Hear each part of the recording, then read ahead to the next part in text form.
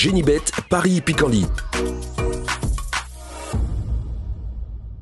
En ce moment, profitez de 250 € de bonus de bienvenue.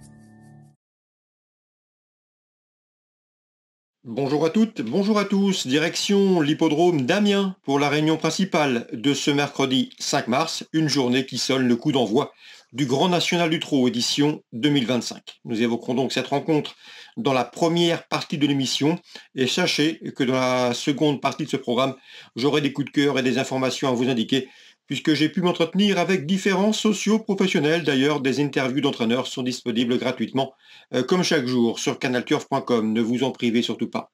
Ne vous privez pas non plus de liker ce programme, de le partager via nos supports sociaux. C'est possible et c'est gratuit quotidiennement.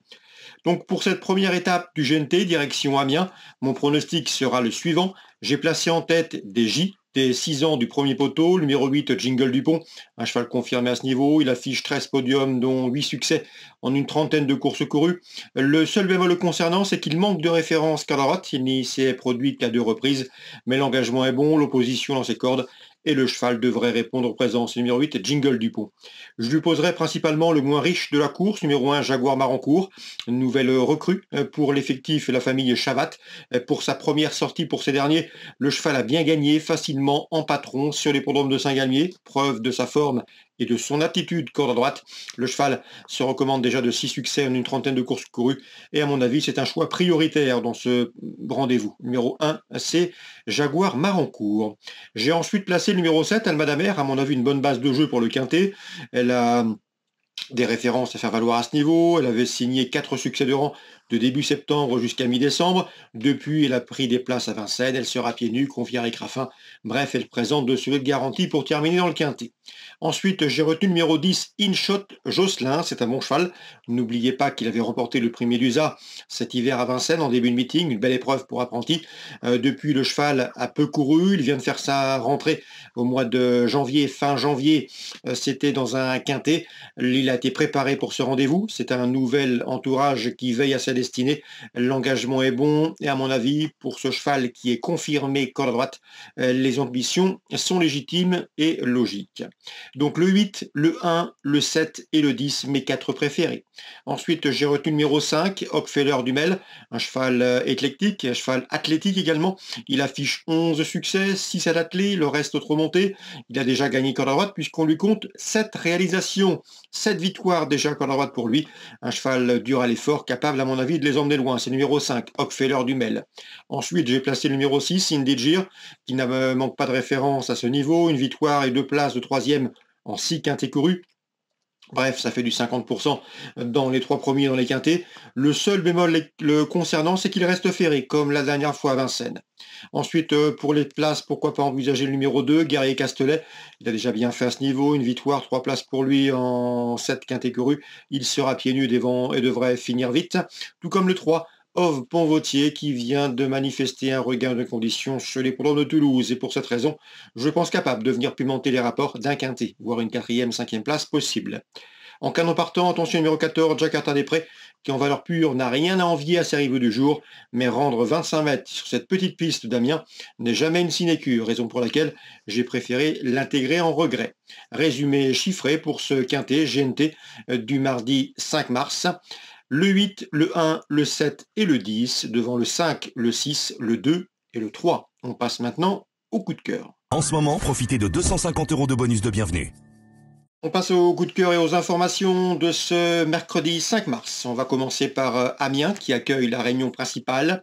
Dans la 3e, j'aime beaucoup le 309 Macavio de Well qui effectue des débuts encourageants. 3e à l'occasion de ses premiers pas publics à la soie. C'était récemment le 23 février.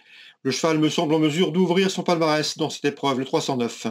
Concernant Jules Vandenput Jr., il drivera lui le 604, à savoir l'homme Sultan. J'ai pu discuter avec lui, il n'est pas négatif, c'est un poulain d'avenir, un cheval qui progresse, qui s'étoffe et qui s'améliore au fil de ses sorties. Dans ce lot, il ne serait pas surpris de faire l'arrivée. Donc attention au 604, l'homme Sultan, drivé Jules Vandenput Jr.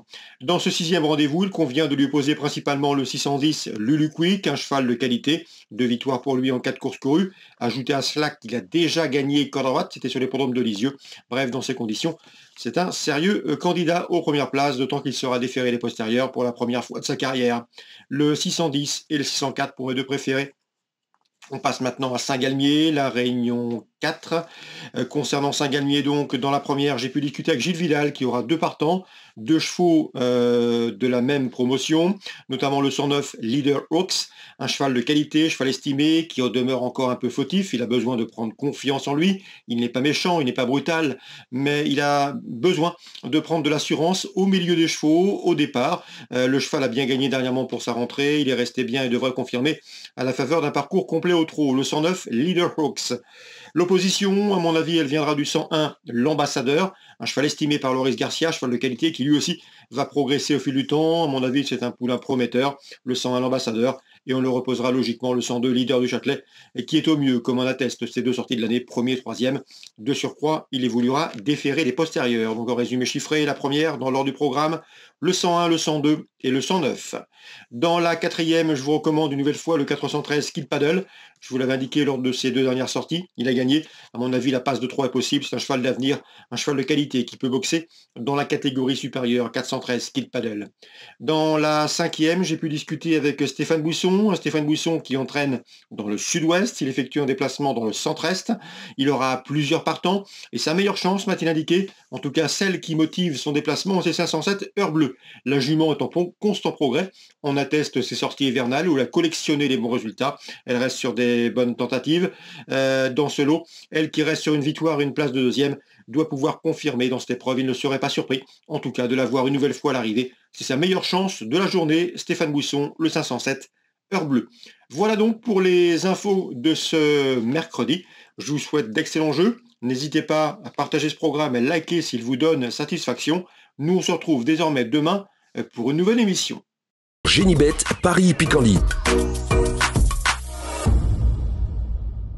En ce moment, profitez de 250 € de bonus de bienvenue.